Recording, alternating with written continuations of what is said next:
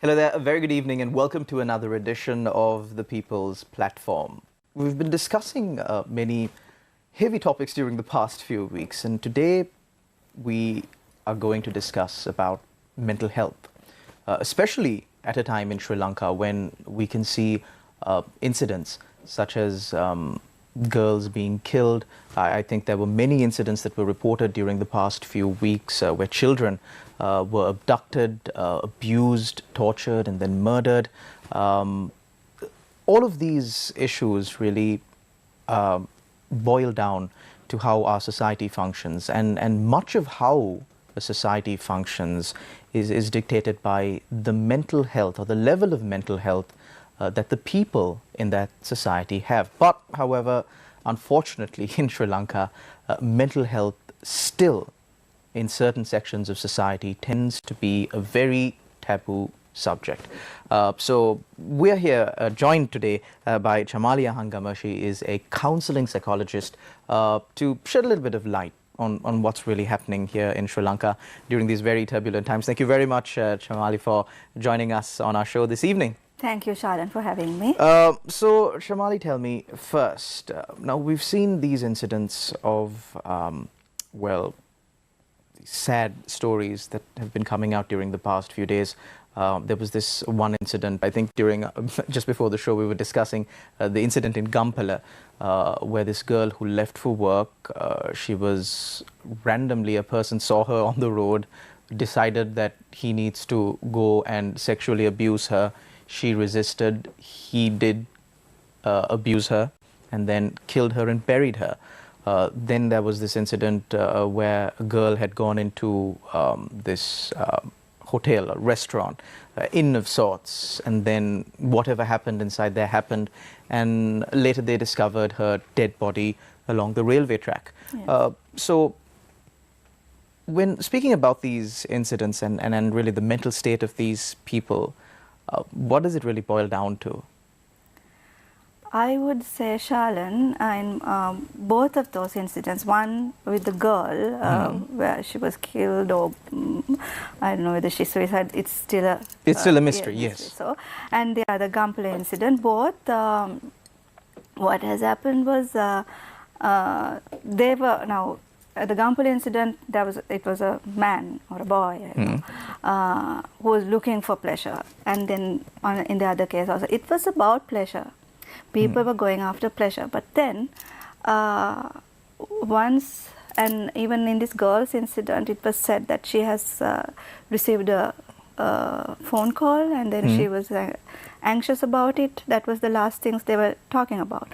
So, so people I see today that they, even when you take the Gampala incident, so they rush into pleasure. What I say is that people lack this holistic feeling about their lives. When you do certain things, you need to know what the consequences would be. So you need to plan your life right now. When you say plan your life, it's like not like the plan, we need to plan the whole life, but then each day we have to give some thought before we do something, right? So that readiness, people are all, as I say, are all into these instant things. So that's the, that is because the society today is now, it's two different societies now, in the Gampala incident and the Kalutara, I think, incident, take. From two classes of society. Two classes of societies to a fragment, yeah. And then what happens is that all these people are frustrated in some way. So why people get frustrated? It doesn't mean that the high class people, they don't get frustrated, or only the economic class and this poverty frustrates people. Not like that. So this frustration comes in different perspectives of life, aspects of life. So what I see here is now, because I'm a counseling psychologist, and when people come and present their cases, what they present to us is not what they would come and talk to the world or talk with their friends. So they'd go into the real details. And then what I see is that those people are too, what do you call, occupied with all these things that they don't have in their lives, Charlene. Now, people don't value things that they got. So, for instance, now when people come and present their problems, what I first do is ask to appreciate what they have. First of all, Charlene, so simple. If you can still see, you have your eyesight, if you can hear, if you can talk, if you can walk, my gosh, what a lot to appreciate. Start from there. Say, people think that I don't have this, I don't have that. Right? And I lack all these things in my life. So people see all the negative stuff where they don't simply appreciate what they have got in their lives. And also these experimental things now, right? And the new trends, your friends and youth sometimes think that, okay, we need to keep up with the current trends. So we can't blame the young children, Charlene. So it's the exposure to the media. So when I say exposure, where you are exposed. So nowadays, people, especially the young generation, Charlene, are exposed to all this kind of trending things that you say, this TikTok creations and all those different, things that goes with technology. I'm not very good with those. But then they get exposed only to that side. But you need to also be exposed to seeing the depth of life. So I don't know how many children read now about life. Now when we were young, I'm still young. Nobody's disputing that, Shamali. We were very young, I'd say. So we used to read. We used to read about life, like stories about these beautiful novels about these different characters. So, and also we used to watch movies. Even now you have these movies, but I don't know whether these children or anybody in that case, they grasp the real depth or the meaning or the message of these stories. Now, for instance, I'd say Aquaman, right? People would say it's like very high VFX and all that. They'd see that. They see the technical aspect of it. Technical aspect and the colorful things and all that, right? But if you take Aquaman, what's the message in it? There is a very deep message that the movie is trying to give to the society, common society. Stop polluting the ocean. Right? So that's the message. But I don't know, when I ask people whether, okay, who have watched it, what's the meaning, they would think, okay, this happened, that they will say. But then those dialogues, if you really concentrate. So those are the things that people need to learn to see the behind of the what is going on, not the facets that implies what is the reality. Charlene, reality has many aspects. Now, Shamali, you spoke about keeping up with the trends and all that. People generally find it very difficult to just keep up with life, especially given the current situation, not only here in Sri Lanka but also across the world. And that is why the requirement for mental health or actually taking care of your mental health and support systems to help other people take care of their mental health are being widely employed in other countries. I believe even companies in different other countries, they have a designated psychologist that their employees can go and speak to, because the workload that not only Sri Lankans but people across the world are dealing with right now is much, much, much more than people dealt with, say, maybe not too long ago, maybe 20, 30 years ago. It's progressed or increased exponentially over the course of just a few decades. And because of this very reason, people's mental health is deteriorating.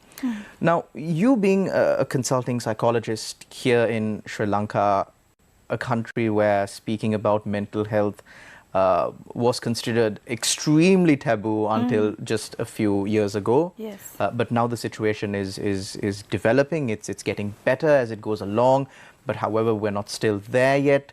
Why do you think we're taking so long to accept the fact that we do need certain forms of help? It's like taking medicine. When you have a wound, you take medicine physically. If you have a physical wound, you take medicine for that.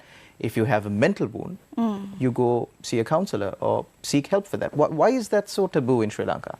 I think the government has to take most of the responsibility, because you take the school syllabus, health science. What do you teach? You teach the anatomy, that the blood circulation system, respiratory system. That's it. Where do you teach about mind? Right? The theories of mind, how mind works, what's the structure of mind.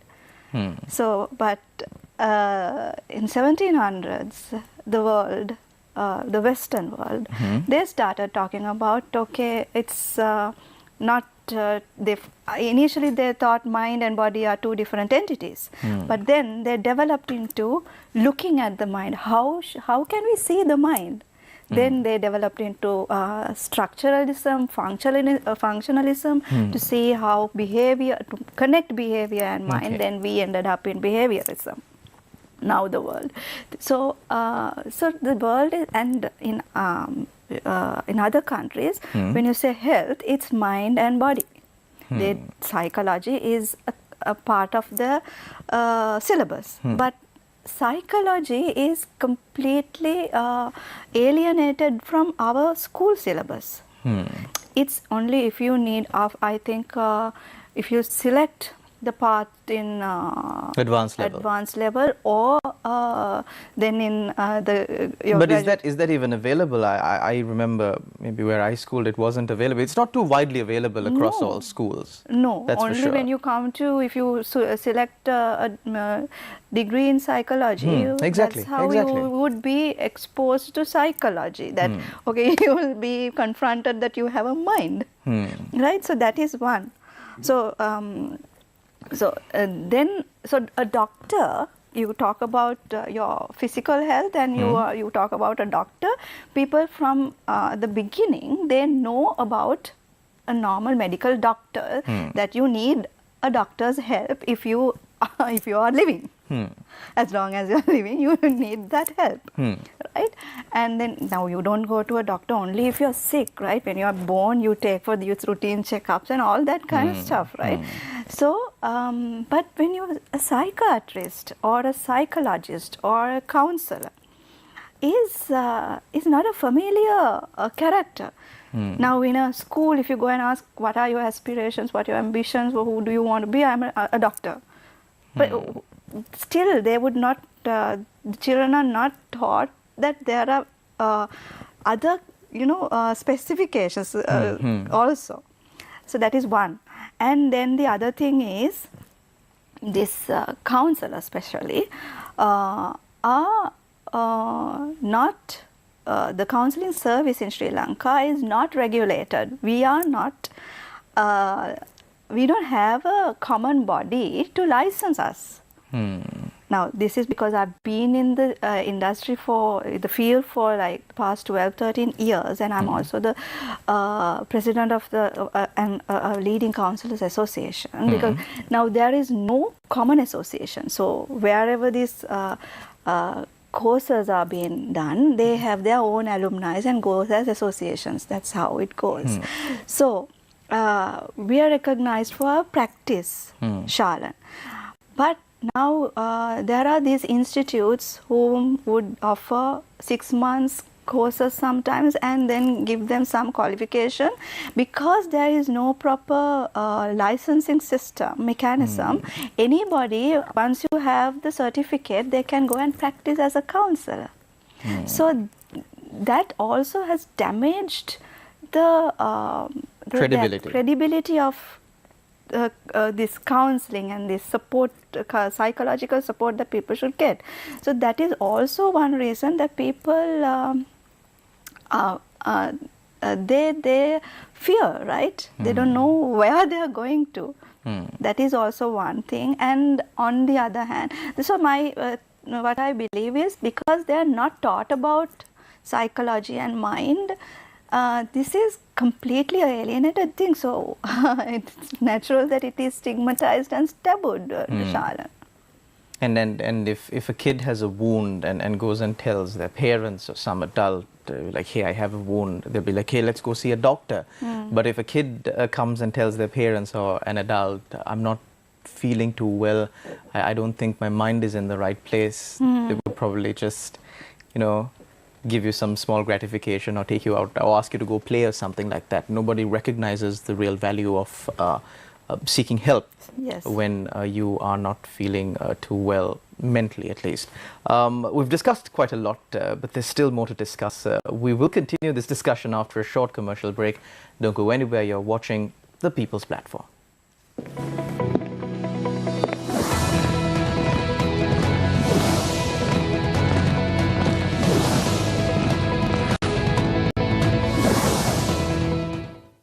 එළඹෙන ඕනෑම මොහොතක් අලුත් දෙයක් කරන්න සුදුසුයි කියලා හිතන එක තමයි වඩාත්ම ධනාත්මක. දැන් මූල්‍ය අරමුදලේ ගැන අපි සාකච්ඡා කරලා තියෙනවා, ප්‍රෝග්‍රෑම් එක ගැන, ඉසරස්ම ගැන. ඒගොල්ලෝ කියන්නේ මේකත් අවස්ථාවක්. ඒ කියන්නේ අපිට අලුත් ආරම්භයක් කරන්න. අපි පසුගාමීව හිතන හැම මොහොතකම අපිට ඊළඟ අඩිය තියා ගැනීම ගැන ප්‍රශ්නයක් එනවා තමයි. අර පරණ දේවල් පැත්තකට තියලා, මේ පරණ ආකල්ප පැත්තකට තියලා, අපිට වුණ වැරදි වලින් අපි ඉගෙන ගන්නත් ඕන. මේකමත් හදා බල ඉන්න බෑ. රටක් හැටියට හිතන්න ඕනේ. ඒතර අපිට එතනින් පටන් ගන්න අවස්ථාවක් තියෙනවා. මිලින්ද සමග නියමාර්ථය ඉරිදා රාත්‍රී 10:30ට.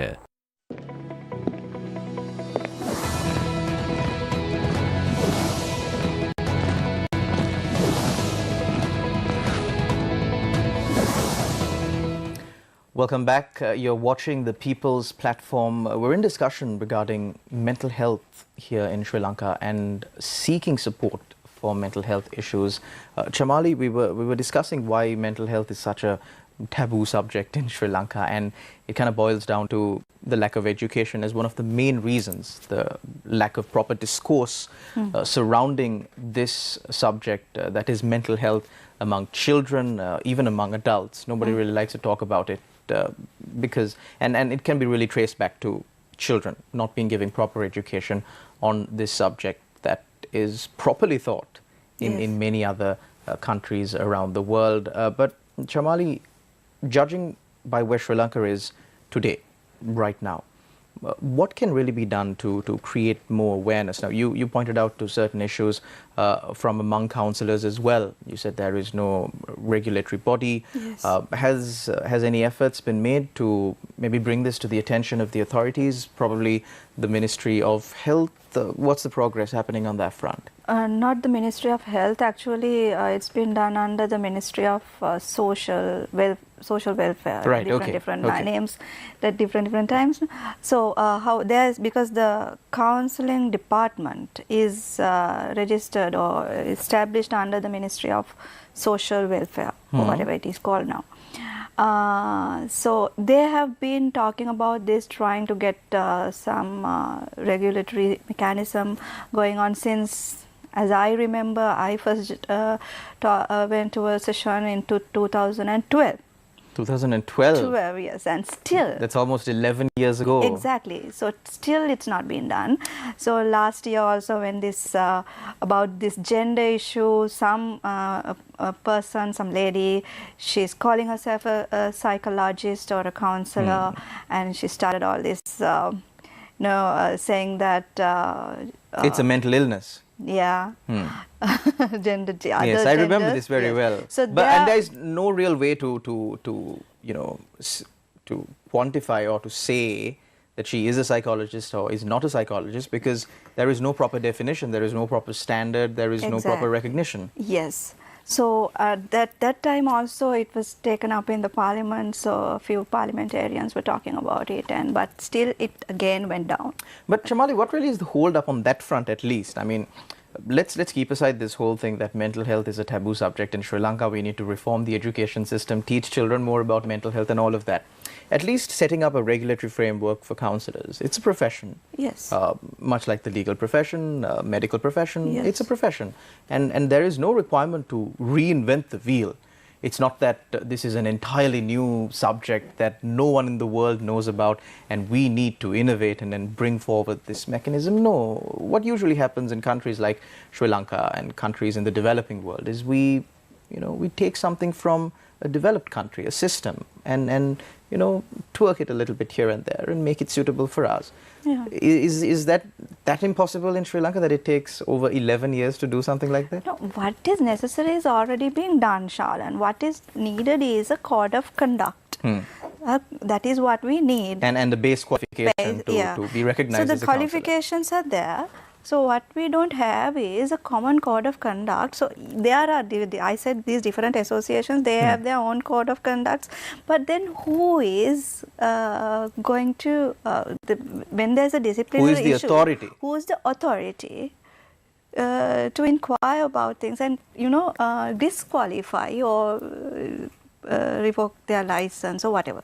Right? So that is what is not happening.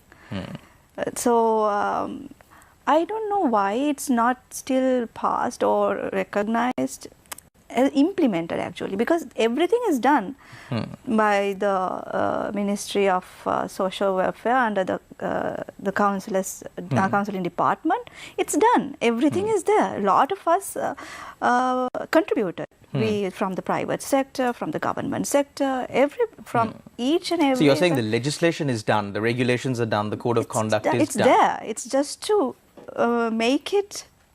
Turn it into law. Turn it into law. Put it into yes. Parliament.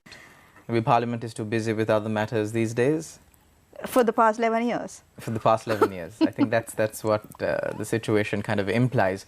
But Shamali, that needs to be done for sure, like you said, and well, that needs a lot more consultations, and I mean, not consultations really, just a political will to get it passed, political will. Moving forward from there, speaking about this seeking help for mental issues, do you see an increase among Sri Lankans who are willing to seek help? Because like we discussed, it was such a taboo subject back in the day. Are people more willing to come forward and say, look here, I need help, I'm suffering mentally? Yes, a lot of people are now willing to, compared to the past decade maybe, because my practice is now, this is the 12th year. So when I started, it was quite low, like because my sample would be really small, but when you take the other, all the counsellors in Sri Lanka, so it has to be an increase. It is an increase. Because when you say take the Doc 990 or whatever, the channeling registration, consultation, booking services, you would see a whole lot of counsellors registered. So it is an increase. So that is good. But then again, if you take this, the corporate sector or the school system, this appointing counsellors and whether their recommendations are being, because counsellors also, they can come up with recommendations, common recommendations, right? But are those being given enough priority? That is also a problem. So because this counsellor's role, maybe in the corporate sector, it's up to a certain extent there, they have recognized it, because it comes under HR, and HR is very so much of powerful. Therefore in the corporate sector, yes, maybe, but still, even though they appoint a counsellor, now take these large establishments where they have 600,000, 2,000 employees, where they have targets to achieve. So they release them to go and get the available service. So you're saying it differs from corporate to corporate, and the business that they're in and the line of work that they're in.